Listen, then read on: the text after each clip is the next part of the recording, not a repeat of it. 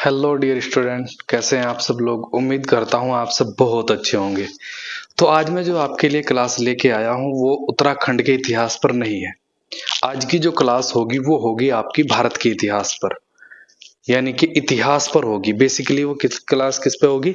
इतिहास पे होगी। हम जानेंगे कि इतिहास किसे कहते हैं।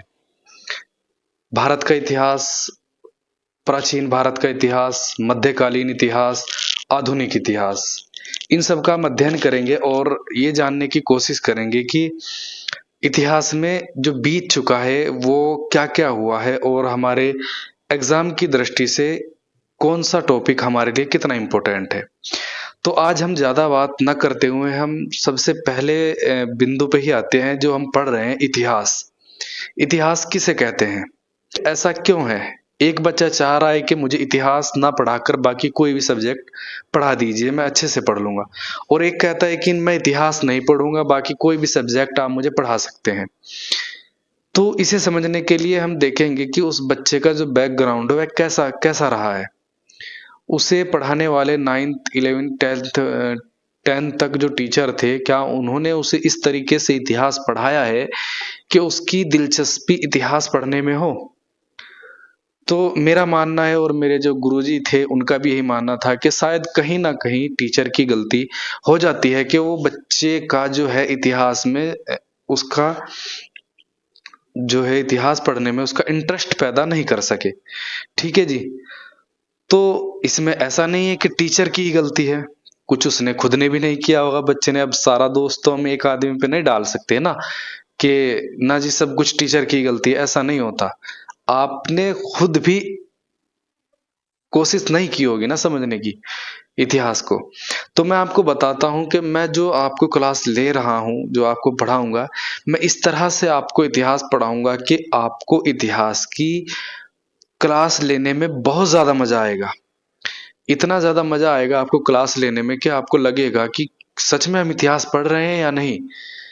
इतिहास आपकी उंगलियों पे होगा। आपको मैं इस तरह से पढ़ाऊंगा कनेक्टिविटी के साथ। कैसे? जैसे हम बात करें, अगर 1206 में दिल्ली सल्तनत की स्थापना कर दी थी कुतुबुद्दीन ऐबक ने, ठीक है। 1206 से लेके 1526 तक कौन रहा? दिल्ली सल्तनत रही। और आखिरी राजा कौन था? दिल्ली सल्तनत का आखिरी वंश कौन था? लोधी वंश। 1526 में 1526 में बाबर ने उसे इब्राहिम लोधी को हराया पानीपत के युद्ध में और मुगल वंश की स्थापना कर दी। अब आप सोच रहे होंगे कि भैया को या सर को इतनी तारीख कैसे याद है? तो वो तारीख नहीं याद की मैंने याद किया है उसका तारीख से जुड़े हुए लोग, कि हाँ इस तारीख से इस तारीख तक ये था। यानी कि 1206 से गुलाम वंश बना और 1526 तक रहा। फिर 1526 से 1757 तक मुगल वंश, या 1857 तक भी कह सकते हैं हम। क्रांति जो हुई थी 1857 में, वहां तक भी कह सकते हैं हम, क्योंकि लास्ट में वहीं पर वो मुगल शासक बहादुर शाह जफर को मार दिया गया था। और उसके बाद आपका आधुनिक इतिहास जो था वो तो आपका 1757 से ही शुरू हो जाता है। तो मैं आपको बस ये बताना चाह रहा हूं मैं कि इतिहास में इस तरह से आपको पढ़ाऊंगा कि आप उसमें आपको मजा आने लगेगा। ठीक है जी। तो आज हम बात करेंगे कि इतिहास किसे कहते हैं। अतीत जो बीत चुका है उसे इतिहास कहते हैं। ठीक है जी। इतिहास, अब इतिहासकारों ने इतिहास का अध्ययन करने के लिए इतिहास को 3 भागों में बांटा है। अब 3 भाग वो कौन कौन से हैं और क्यों बांटा है ये भी मैं आपको बताऊंगा। इतिहासकारों ने 3 भागों में बांटा है इसे, इतिहास को क्यों बांटा है? ताकि हम इतिहास का आसानी से अध्ययन कर सके। तो पहला भाग था आपका प्राचीन काल, ठीक है जी। दूसरा आपका मध्यकाल, तीसरा आपका आधुनिक काल। अब बात करें हम इनकी समय अवधि की, तो इसकी समय अवधि होगी आपकी 600 ईसा पूर्व से 1200 ईस्वी। ठीक है जी। और फिर 1200 ईस्वी के बाद शुरू हो जाएगा आपका मध्यकाल, 1200 ईस्वी से 1757 ईस्वी। 1757 में प्लासी की युद्ध हुआ और युद्ध के बाद जो है आपका वो चल गया था आपका आधुनिक काल। ठीक है जी। अब 1757 से 1757 ईस्वी से वर्तमान तक, यानी कि अभी जो आप वीडियो देख रहे हैं ना, ये भी आधुनिक काल के अंदर ही आप ये वीडियो देख रहे हैं।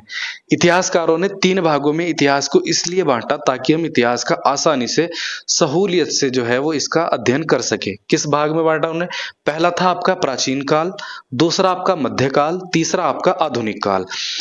प्रथम काल जो था आपका प्राचीन काल, वो 600 ईसा पूर्व से, यानी कि मगध महाजनपद का जब उदय हुआ तब से था। इसमें आपका मौर्य काल, मौर्योत्तर काल, गुप्त काल, गुप्तोत्तर काल, ये आएंगे आपके। सिंधु सभ्यता आएगी आपकी, और आपकी वैदिक सभ्यता सब इसी के अंदर आएगी।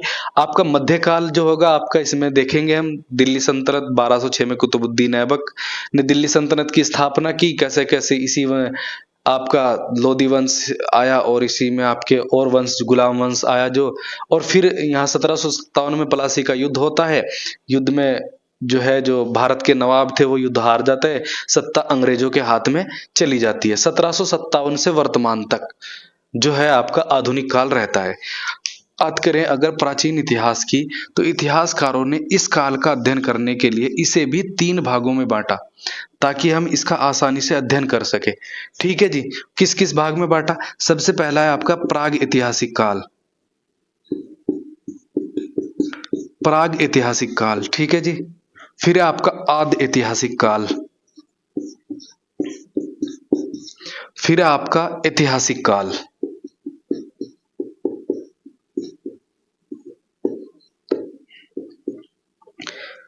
प्राचीन काल को इतिहासकारों ने 3 भागों में बांटा, प्राग ऐतिहासिक काल, आदि ऐतिहासिक काल और ऐतिहासिक काल। ठीक है जी।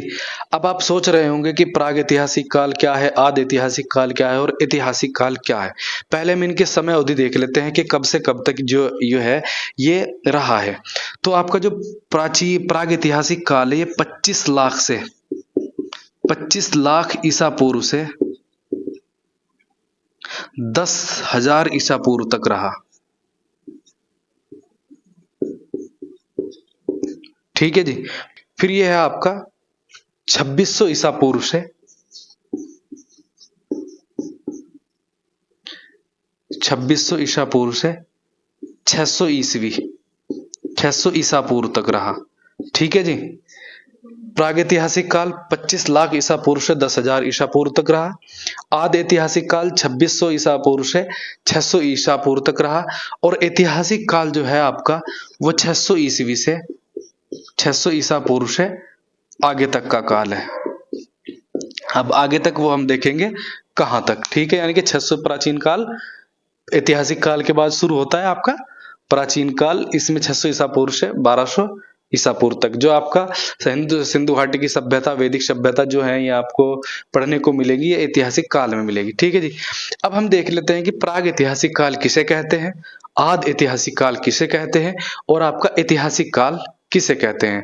ठीक है, आपको थोड़ा बोर हो रहा होगा, लेकिन थोड़ा समझने की देर है। ज्यादा इसमें पॉइंट नहीं लिखवाऊंगा, मैं आपको 2 पॉइंट बताऊंगा जो आपके लिए इंपॉर्टेंट है, जिसे आप समझ लेंगे तो आपको कभी भूलने की जरूरत नहीं पड़ेगी इसमें। देखो, इसे ही समझ लेते हैं पहले। प्राग ऐतिहासिक काल, प्राग ऐतिहासिक काल वह काल होता है, अब मैं पूरी डेफिनेशन के नहीं बताऊंगा आपको, बहुत लंबी, मैं सिर्फ सिंपल और एक पॉइंट में बताऊंगा। प्राग ऐतिहासिक काल वो काल होता है जिसके हमारे पास पुरातात्विक स्रोत तो है लेकिन साहित्यिक स्रोत नहीं है। ठीक है, तो सिंपल सी लाइन में क्या कहेंगे हम कि प्राग ऐतिहासिक काल वह काल है जिसके हमारे पास पुरातात्विक साक्ष्य तो उपलब्ध है लेकिन साहित्यिक साक्ष्य उपलब्ध नहीं है, तो प्राग ऐतिहासिक काल कहलाता है। ठीक है जी।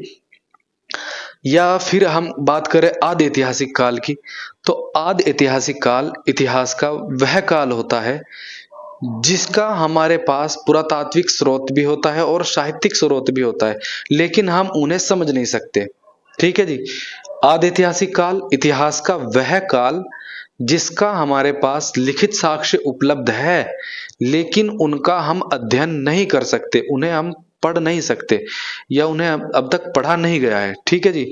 यानी कि सीधी सी डेफिनेशन क्या होगी, लिखित साक्ष्य उपलब्ध है लेकिन समझे नहीं जा सके।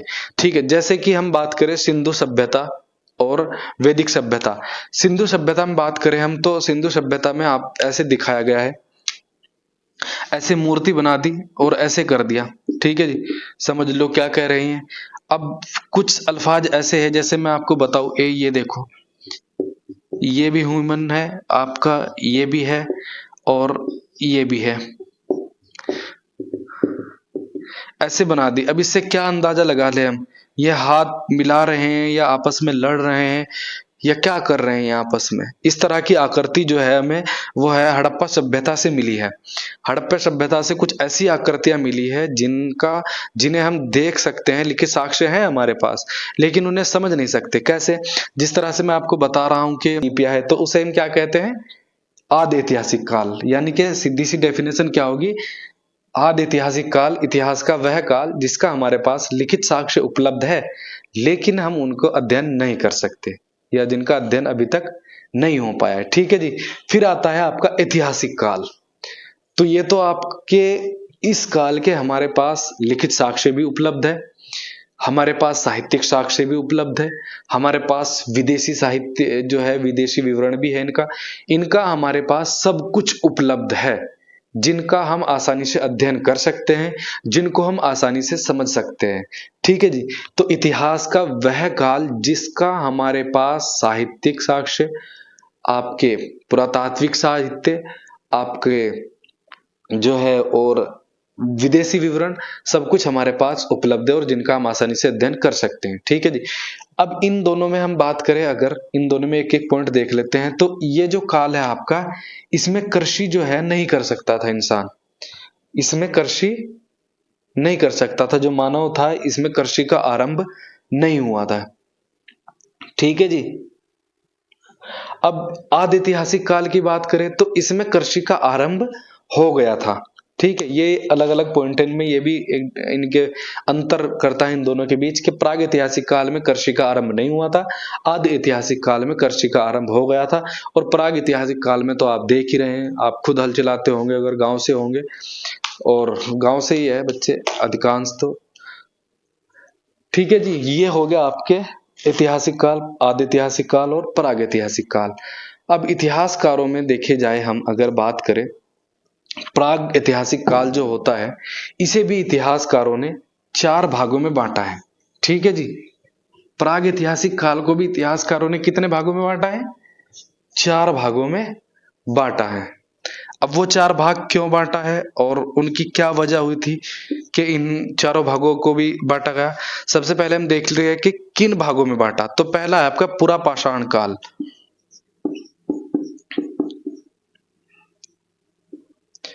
पुरा पाषाण काल।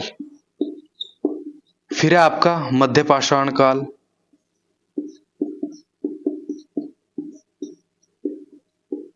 फिर है आपका नव पाषाण काल,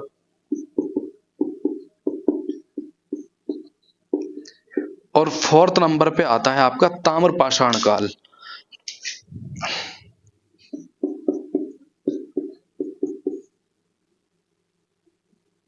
ताम्र पाषाण काल।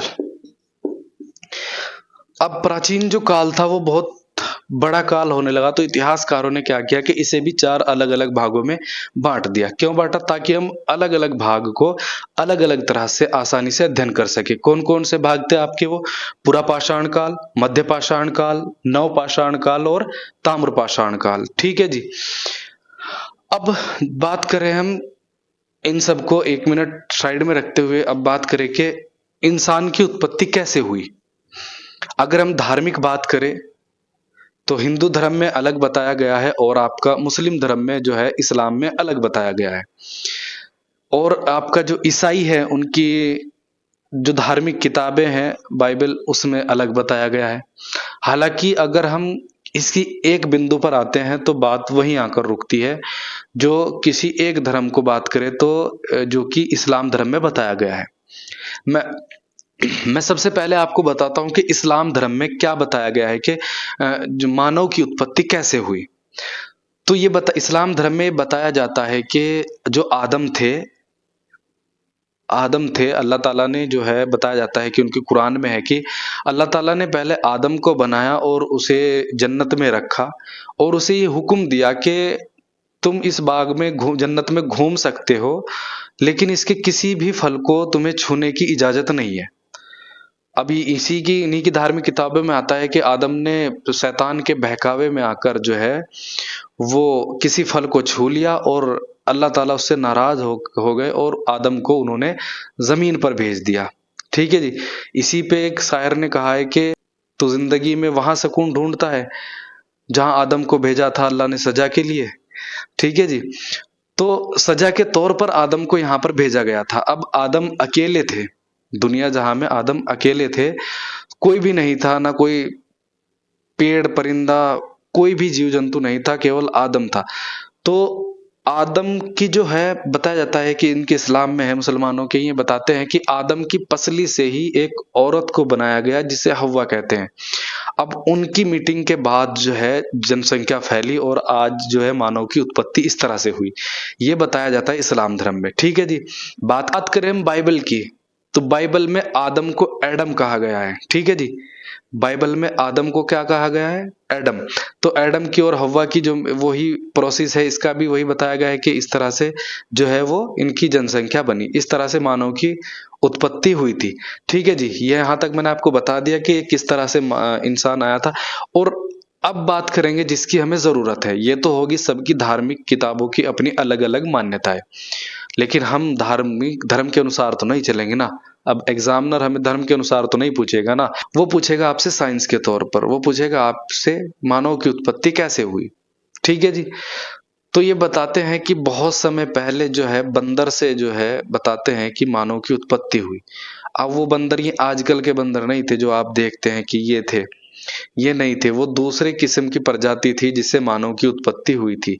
और वो धीरे धीरे साल बीतते चले, वो बंदर पहले दो पैरों पे चला, दो पैरों पे से फिर चार पैरों पे से दो पे आया, दो पे से फिर उसने सीधी कमर करके चलने लगा वो, और फिर जो है धीरे धीरे उसके मस्तिष्क का विकास हुआ। इसमें करोड़ों साल लग गए, ऐसा नहीं है कि 3-4 साल में या 10-15 साल में होगा, करोड़ों साल लगे। उसके बाद जो आज आप और मैं हूं, ये जो देख रहे हैं, इस तरह का मानव की उत्पत्ति हुई। और जो आखिरी मानव हुआ उसे होमो सेपियंस सेपियंस कहते हैं, जो कि हम हैं। ठीक है जी। अब हम आ जाते हैं अपने टॉपिक पर, जो था हमारा मेन मुद्दा जिस पे हम बात कर रहे थे। पूरा पाषाण काल, जो इतिहासकारों ने प्राचीन काल को 4 भागों में बांटा, पूरा पाषाण काल, मध्य पाषाण काल, नवपाषाण काल और ताम्र पाषाण काल। ठीक। आज के लिए इतना ही। उम्मीद करता हूं आपको वीडियो बहुत अच्छी लगी होगी, या जो भी आपको कमी लगती हो प्लीज कमेंट में बताएं। Thank you for watching this video. Please like share and subscribe my YouTube channel study IAS with Hashmi sir.